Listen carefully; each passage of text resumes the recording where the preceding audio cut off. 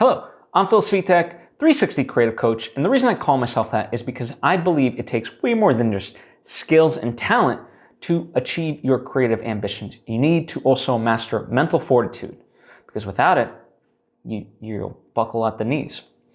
And this is my vlog where I highlight my creative journey in hopes of giving you inspiration, giving you fun anecdotes, but also takeaway, right? That's the whole purpose of this. So welcome. Now, before I get into it, I would like to take the opportunity to invite you to subscribe if you haven't already, that we get all the various lessons and episodes that I put out right when I put them out. Thank you if you just did, and also truly thank you if you already were. I know a lot of you have been subscribing as of late, and that means the world to me. What would be also equally cool is if you commented or hit me up on social media at Svitek to let me know why. You know, what about the stuff that I'm doing appeals to you, so that way I can cater more to you. That's the purpose. You know, I really want to deliver you quality content, and the more I kind of know what you're going for and what you want to learn, that helps me. It really does. But anyway, so the vlog. First off, I would like to say that I am back. I was in Seattle, and that was a lot of fun. Then I came back last week, and I talked a little bit about that in my vlog. But now I'm back in the sense, back to doing episodes, right? So last week, apart from the vlog, was kind of a hiatus week for me, but now I am officially back. So, you know, you're gonna get episodes and all that. And the reason I was not able to do a lot of stuff last week in terms of lessons and so forth was because I was on deadline for two short films that more aptly termed were concept films.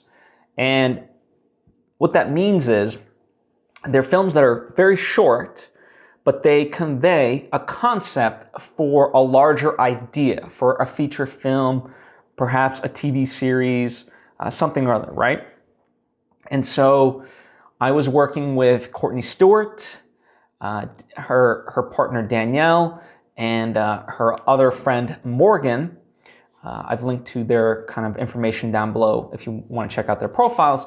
But Courtney and Morgan had both created ideas that we shot last week, and we ultimately edited, did the sound design, did the color, and especially in the visual effects, all within 1 week. In fact, less than a week, because we needed to deliver it basically Friday night. And so that was very exciting. You know, one was Courtney's ended up being 4 minutes, which was the maximum length we were allotted in terms of what we were able to submit. This was a challenge for Film Riot that we partook in. And Morgan's was about just a little under a minute and a half. And both very different, but both very, very fun and very good. And, you know, I have to say, like, it was, so let me first lay out the timeline, right? So Friday was our deadline, right? So you kind of work backwards from there in terms of how we calculated it out. So we knew, we had shot Sunday. So we knew that by like Tuesday at the latest, we needed to have picture lock for both. So Monday night we got together and we edited both movies. And, you know, we started with Morgan's, and because that one was a little bit quicker and more straightforward and not as involved in terms of visual effects and other stuff. So we did that one and we got pretty close. And I said, okay, we're pretty close, like, you know, and there was a VO that needed to go with it. So I said, listen, we'll adjust as necessary, but for now, you know, we're close. So think about the VO you want for this, and then that we'll adjust it accordingly. And then we started on Courtney's. And Courtney's was a little bit more involved in terms of locations, scene count, characters, and so forth. And so we started on that one. You know, one of the aspects in terms of that Courtney's concept is there was also Zoom calls. So I said, I like to do this kind of with most things. Especially if like reality sizzles and things like that. Or documentaries. I like to lay out the A track, as I call it. So I was like, what's the stuff that we need to tell the story? What's the primary dialogue and so forth. So we picked out the takes, from start to finish of things that were the primary stuff to tell the movie. And then, once we had that actually took a little bit, that was pretty much like day one, right? We went through it and kind of picked out all that stuff. And we finished out about like, I don't know, almost like 1 o'clock. So the next day I knew, okay, the focus was going to have to be, finishing this. Like, we needed to get it to sound, color, and so forth. Now, I output both so that way I could send to sound, color, as well as the graphics. We knew we had certain shots that were able to be, started on, and so like at least this way I could send it to these people and they could have an idea of like, okay, this is what I'm working with. They could start to get ideas of the soundscape, the color, and we could get started on the graphics. But I knew that Tuesday we had to get picture lock, otherwise we'd be in deep, deep shit. So Tuesday we got together after work, and we went at it. And this was interesting because Courtney and Morgan were here, but Danielle, she was over Zoom. So this is my kind of, and obviously we live in a very digital age and things like that, but when you're on this sort of tight deadline, it's kind of interesting. Like it actually worked, but it obviously, like when you're just doing a Zoom share screen, when you're like essentially frame fucking by the end, it can be a little bit more difficult because what she's watching via the Zoom screen share isn't exactly real time. It's a little bit choppy, but we actually got it done. And so one of the big things kind of for that was, okay, and luckily everyone had homework before we got back together. So the homework of picking the best takes for the quote-unquote Zoom for Courtney's concept, rewriting the VO to be exactly what it needed to be for Morgan's piece, and recording it. So we got all those things done. Boom. That way, when we got together, we were able to kind of start piecing it together. And one of the things that, as we were kind of going through it, it was like, okay, well, how are the Zoom calls going to work? And for me, I was a very much big advocate of like, listen, let's just take it in steps. Like, I don't know what it's going to fully look like, but let's try it. Like, let me just lay it on the timeline, and then we'll see where the cuts are that we need to mask, and whatever else, right? But like at that point, it was too academic of an exercise to be able to discuss it. It's like I don't know. It'll be much faster than us discussing if I just get to it. And within like 30 minutes, I laid it all out, based on everyone's, top take, and we were able to see it and kind of adjust. And I think to some extent, I think all of them were a little bit surprised pleasantly of like that it was a much smoother process. Cause like, I don't know, for some, there was like a big worry of like, would this work type of thing. And, for me, I'm one of those like, yeah, let's just take it piece by piece. Not that I've ever edited, anything close to this. I mean, I had literally 18 video tracks, just given the number of like shots and things like that, compositions, all within a single frame.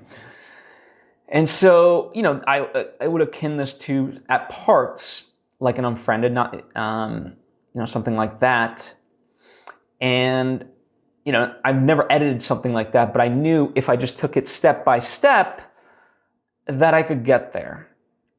And what we ended up doing was, for the moments where we needed cuts, to go from one take to another, we would, mask it with like a Zoom interruption, someone's screen going a little bit glitchy, something like that, bad internet connection.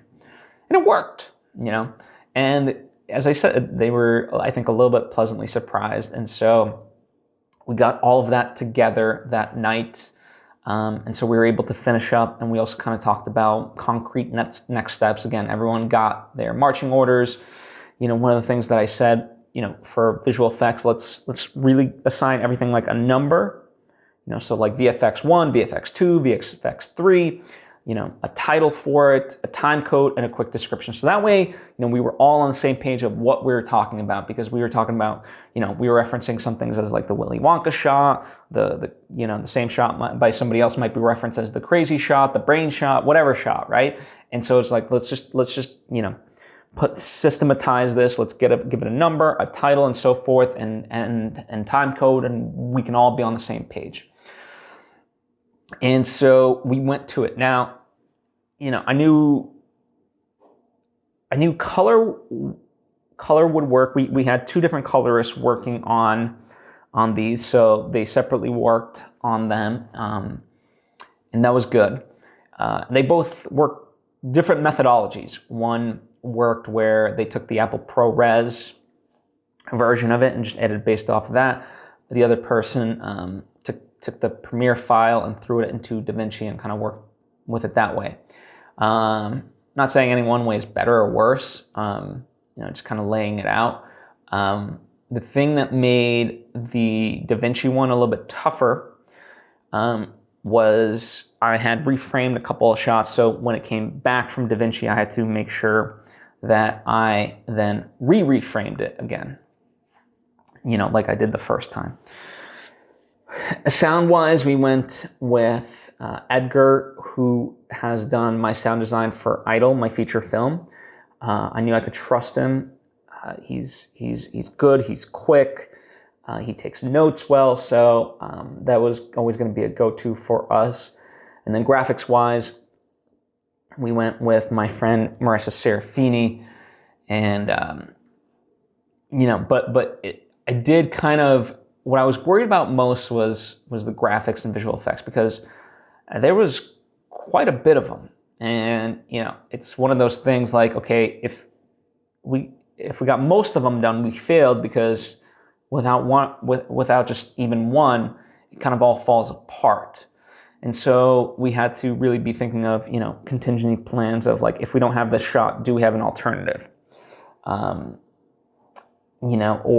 And also kind of how we speed this up. I think the biggest thing as we were going through this process that slowed it up was the fact that I was sending stuff to Marissa, and then she had to export and send it back to me. So at a certain point on Thursday, early on Thursday, I said, you know what, just send me the After Effects files. I have the assets. If I'm missing anything, just upload that, and I'll render it out myself. If there's adjustments that need to be made, I'll make them. And that really became what was a savior, because we could eliminate a lot of the upload download time from both ends, me uploading to her and then her, vice versa. And so, ironically, like that, I gotta say, like, it's great that we can all work virtually in this day and age, but especially on that tight a deadline, uploading. Thank God the movies themselves were only 4 minutes, because even like a file to the colorist, you're uploading like an 8 gig file for a 1.5-minute film. It's like, whoa, so it's a lot. But, it all sort of came together in the end, type of thing. And one of the things I will say that made this all possible, that was nice, like I think it would have been very doable regardless, but to have a team, and of course I'm talking about the team, the colorist, the sound guy, Marissa, and so forth. But in this case, more specifically, the leadership aspect of it, of Danielle, Courtney, and Morgan, we all were like go-getters, right? Whatever we were faced with, we were all able to collectively pick each other up. We were all, if I didn't have a solution, somebody else had the solution. If they three didn't have a solution, I came up with a solution. Like, there's always somebody ready to offer up a solution, and in a way that's kind of rare for me, in the sense that I'm used to just, I think, perhaps like you, doing a lot of this yourself. And in that sense, it feels like sometimes like an uphill battle, but this time it really felt like, even though it was late nights, there was a lot of stuff we were working on and things like that, it was actually a very smooth process. And I'm going to talk about that in a kind of a more generic context in a little bit, for sure, as well. But yeah, it was really cool. We're going to try to do a post-mortem in terms of, what we did right and what we could have done a little bit better. One of the things, that I kept reminding myself and them also was like, we knew this was going to be kind of a race to the finish. So we can't really be mad at ourselves. We just have to kind of go with it. And so, as we have this meeting of what we could have done better, it's like this is all for future stuff. This is not to like beat ourselves up over anything, because the final product we did, or in this case 2, because we did make 2 films, is fantastic. And we just knew that it was always going to be a lot of obstacles, given the deadline, given the nature of the project. But man, we did it, and so I'm very proud of the team.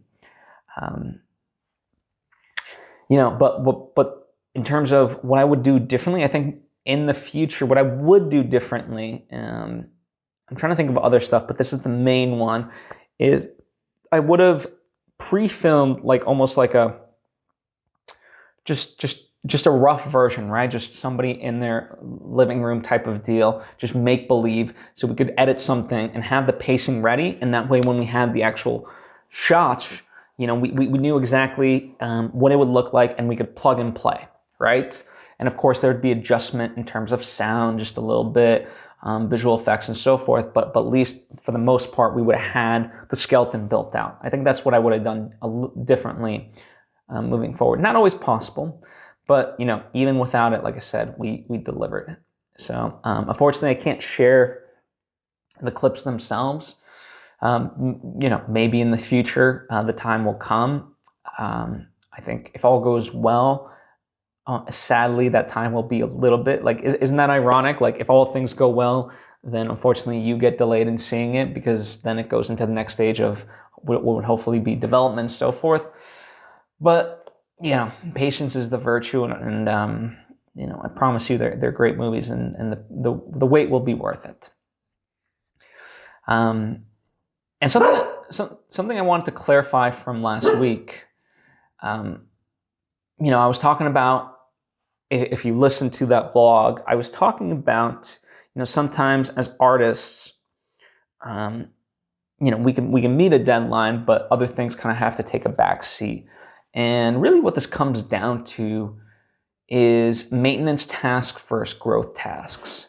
And, in essence, maintenance tasks are your everyday, eating, sleeping, just like showering, brushing your teeth, that type of stuff. Like just stuff you have to do every single day. Walk the dogs for me, feed the dogs, blah, blah, blah. But growth tasks are stuff that grow you as an artist. That can be reading stuff, that be making stuff like we did. Last week was all about, it was a growth task, right? Creating 2 films that weren't there. And I think this is an important distinction, because, a lot of times we talk about, we all have 24 hours in the day. And it's like, well, yes, we have 24 hours in the day, but are most of us able to spend it on growth tasks or maintenance tasks? If you're someone out, like, someone who works multiple jobs just to kind of get by, well, in some sense, you could categorize that as a maintenance task, because you have to earn that money in order to survive. And so you're not really, being a lot of the same hours towards your growth tasks, like, let's say, a Beyonce currently. Currently Beyonce could pretty much work on her growth tasks the majority of the time. There's a wonderful episode about this notion that I'll link to down below, that I've talked about in the way past, when I first began teaching, with this series. So I encourage you to kind of check out It's actually a 2-part series, so I'm going to link to that so you can check out more information about maintenance tasks and growth tasks. But I just wanted to state that and clarify that in case you listened to last week's, and also to pique your curiosity just in general, so you can kind of check that out because I think it's worthwhile knowing. The other stuff creatively from last week, my friend did a virtual table read last night, and it was actually a lot of fun. It was for a feature film that he aims to do next summer, and it was actually kind of cool to see. That sounds like so terrible in the way that I say it. It was kind of cool to see. No, it was in the sense like he did it in a different way than I expected. I expected like a regular Zoom call where all of us, you'd be in gallery view and there'd be like hundreds of people because he invited quite a few. But instead they did it like a webinar, and in that sense you had whatever actors were supposed to be in a scene, you saw them and reading the lines, and then when they weren't on screen and so forth, and it kind of kept changing that way. And it was very well done in that sense. I thought that was a great way to do it. It's not the way, and I say that because I have a table read, and I'm going to talk about mine in a moment, but I have a table read coming up, and I'm not going to do it that way. I'm going to do it kind of more gallery style. But I think for him it made sense because he also invited other people to really watch and observe and so forth. For me, everyone partaking in the Zoom call itself is going to have a role. They're not actors. The whole idea for me is to get story beats. For him, it was to showcase the story, to have it heard out loud and so forth, and kind of move towards the next steps. And yeah, I have to say kudos to the actors, in particular. Like, they really brought it. They nailed it.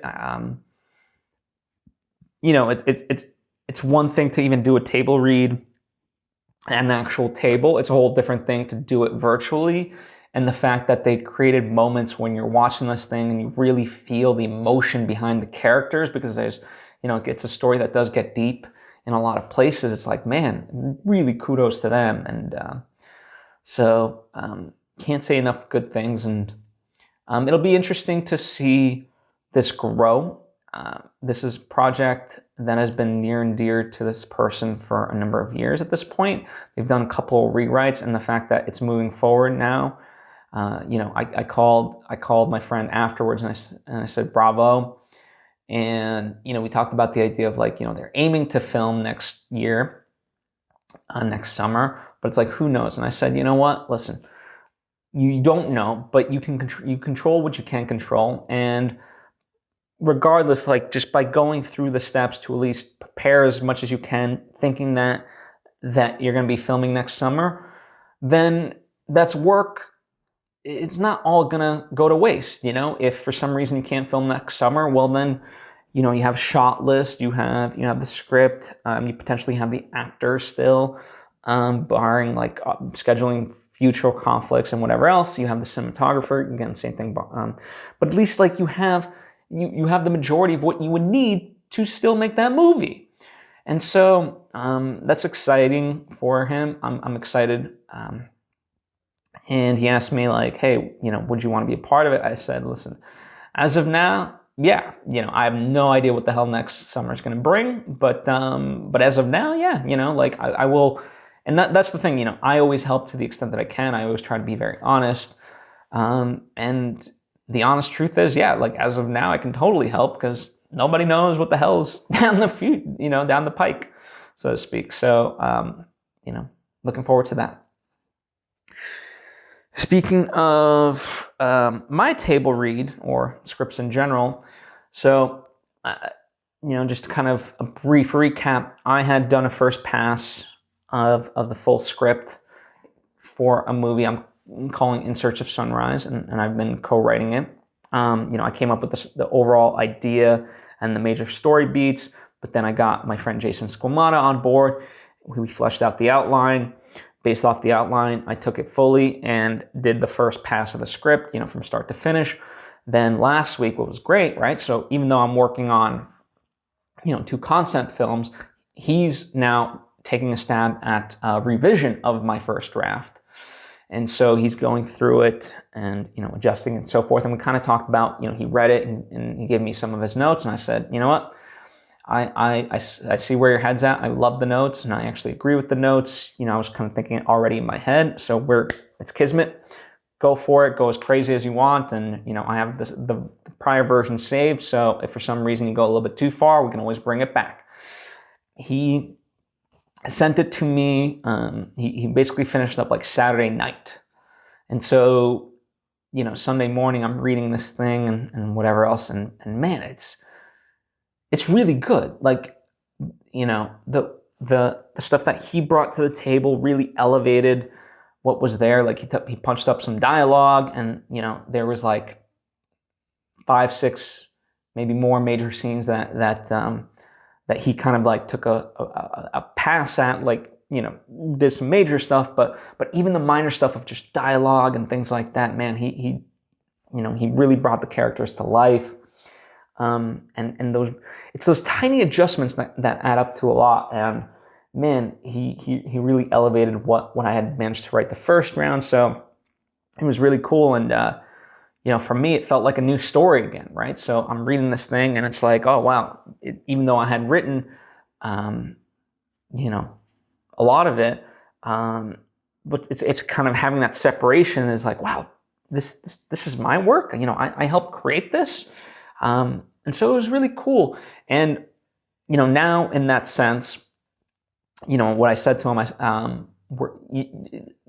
read it and all I did was change up grammar stuff. Like there was a couple of, spelling and things like that, which is to be expected. I didn't, it's not like I was putting an emphasis on that on my, a lot of it was from me. Some of it was from Jason, but it's not like, oh, you made a mistake. No, it's like we were writing them, we were focused on the story and the words, the spelling we could fix.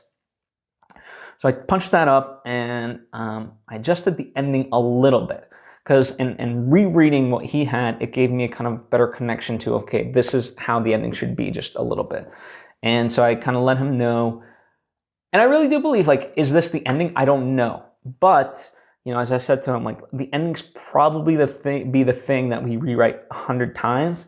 And if nothing else, just for the sheer fact of, like, just seeing it from all different angles to see what fits best. That way we know we've truly explored all options. And when I say the ending, I'm talking like literally the last 2 pages at most, just because they have to hit a certain tone and whatever else. And he agreed on. But I said, listen, I think right now we're good. The table read's coming up on Thursday. So rather than us like tinker, let's get feedback. My table read is not necessarily actors. Some actors are going to be involved, but it's mostly for the purposes of story. So I'm not having anyone read it in advance. I want to do a cold read, so no one's read this thing. All reactions are in the moment. And so in that sense, that'll really highlight what dialogue's working, what dialogue's not, and, reveal at the end, we're going to do a Q&A, and that'll kind of give us a better assessment of where we are. So that way we can then move forward. And, he was totally on board. And so this is kind of what we're going to be doing. Now, the exciting part is, like, even as is, I think, obviously, there's going to be changes needed to be made, just in general, right? Because there's stuff that we don't see currently, even without the table read. The table read just helps the process. But I still believe, even with the changes that would have to make no matter what, it is a very strong script. And I say that because an opportunity came my way where I could submit this towards the American film market. Someone's looking to represent some stuff, and they saw Idol and so forth, and so they were like, you got sort of anything else? And I'm thinking, yeah, this things are aligning greatly. So, even though it's not like the final version, it's a very strong version. So, I'm going to submit it to this person, and they're going to take a look at it to see if they want to represent it in the American film market. And, I don't know too much about the American film market, because I've never attended it, but it is exactly kind of what it sounds like, in the sense that it takes place in America this time. It takes place in Las Vegas. This time it's going to be virtual. And, it's a film market. And, people buy movies, like completed movies, people buy movies in development, people buy scripts, whatever else. And so it's kind of like whatever you sort of need, you try to broker a deal. In my case, what I need is financing and, ideally someone, like a producer to really help make this movie for me. And ultimately, though, it's really, the finance, right? So, who knows? I have no idea how this is going to go. This is just a shot. But it's like, the Wayne Gretzky quote, you miss 100% of the shots you don't take. So why not? If nothing else, someone could see this and be like, oh, this is a cool script, then might not be this project, but maybe future projects because they'll remember, this and whatever else. So we'll see what happens of that, but I'm excited and I'm going to take that shot, and so part of it is in order to have it, yes, the script is in essence ready. It's not like even based off the table read that's going to happen this Thursday that I would be able to address the notes that come. Like if they're minor here and there of like, delete this line of dialogue, sure, or here's a grammar mistake, sure. But anything like structurally big, I don't think I'm going to be able to adjust for the deadline, and that's fine. That's not, like I said, the script is strong enough, but I have to kind of get materials ready. So like character bios, synopsis, artistic statement, what I'm looking for. So that's kind of script-wise, and I'm using script-wise in quotes, what I'm going to be working on this week. And who knows? Nothing may come of this. The person may not even want to represent it, but why not, right? It is, the cool part is, as I look at it, right, as I talked about Jeff, me writing character bios, me writing a synopsis, me writing my artistic intent, all of this stuff is recyclable for the future. I'm going to need this eventually down the line anyway, so why not just, I'm being not forced, that's not the right word, but I'll just go with it to make that right now. So let's do it, And so that's what I'm going to do. So yeah, that's kind of the really cool part.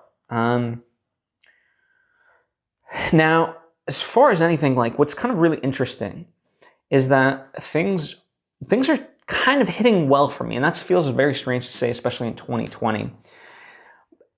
But what's also kind of very kismet, call it coincidental, is a lot of good things are also happening for my friends separately, right? And that's really cool. And I said, one of the things that I was talking with my friend Daryl Kristen about is this idea that like, well, it's not like all of a sudden it's just like luck, right? It's the fact that like we've been at this for a number of years and we've been going uphill, and like this is the culmination of years of hard work, day in and day out doing this. And because one of my friends, Daryl was saying he felt guilty about other people because they tried on X, Y, and Z. And I said, listen, I get that, and that does suck.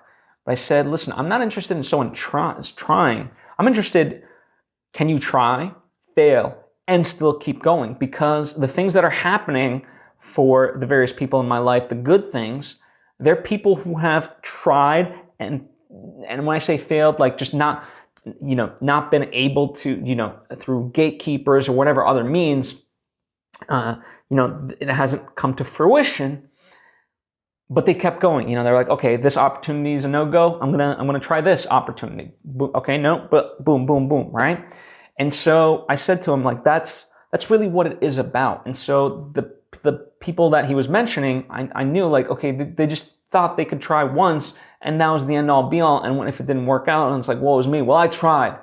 It's like, no, but it's about can you try, fail, and keep going, right? And that's the mental fortitude aspect that I always like, very, very, that's inherent in everything that I preach. It's not enough to just try once. Like anyone will tell you in this business. Like listen to any interview with anyone who's found success in this business. Like, yeah, it's a fucking grind, and you got to keep going.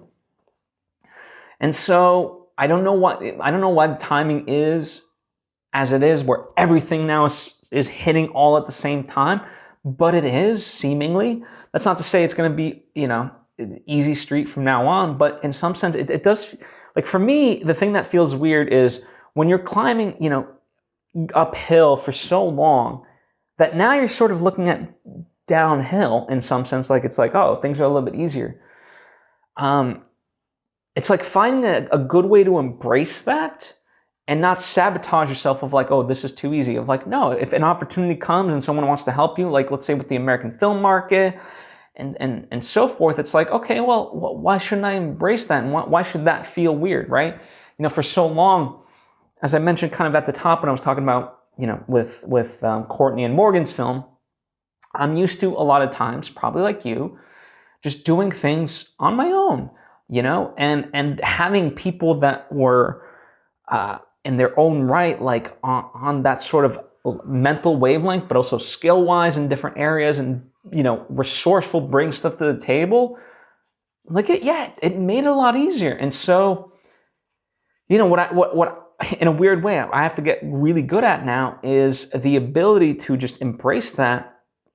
And no, like it's not always going to be easy 100% of the time. There's going to be an uphill again. But right now it seems like things are going downhill, and to not sabotage myself.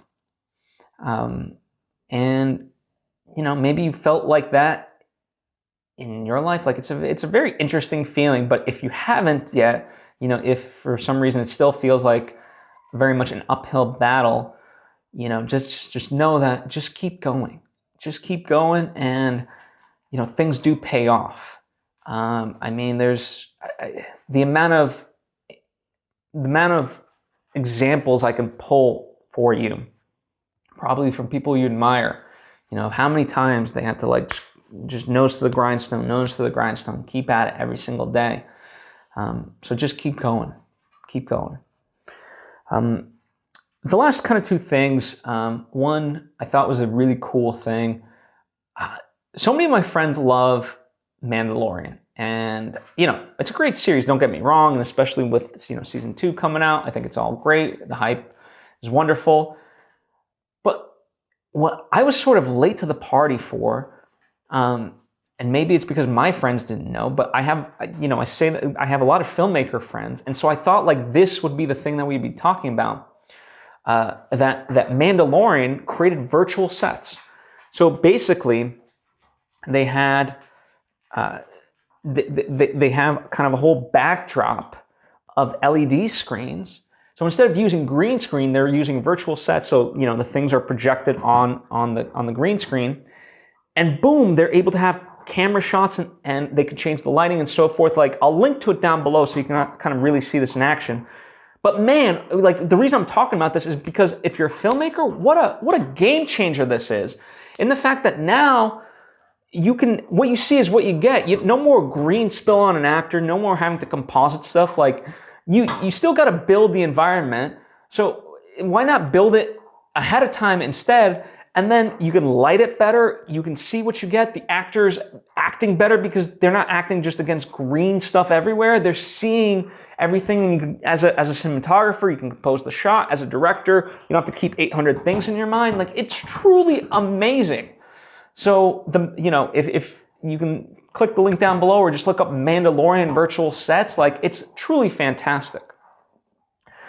And I can't wait for this to be more prevalent in filmmaking. It's really amazing. The last thing I'll leave on is just kind of a quick side thing. I've been through this platform called Emerge, which is Emerson College's kind of like social network. I've had some current students reach out to me for kind of guidance and mentorship and so forth, and it's actually kind of cool, getting to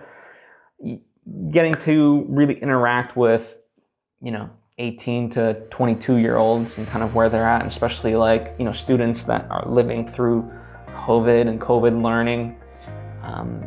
So it's both interesting and inspiring, and I hope to kind of have more insights, because as always, that cliche of like I learn as much from them as they learn from me. So that's been a lot of fun. Anyway, that's kind of what I've got. As I said, I'm back, so you can look forward to lessons throughout the entire week and weeks to come. And if nothing else, I'll leave you on the idea that go vote. If there's anything you have questions on, by all means ask away. If there's things that you want me to talk about in future episodes, comment down below or hit me up on social media at Svitek. I appreciate you and hope to see you next time.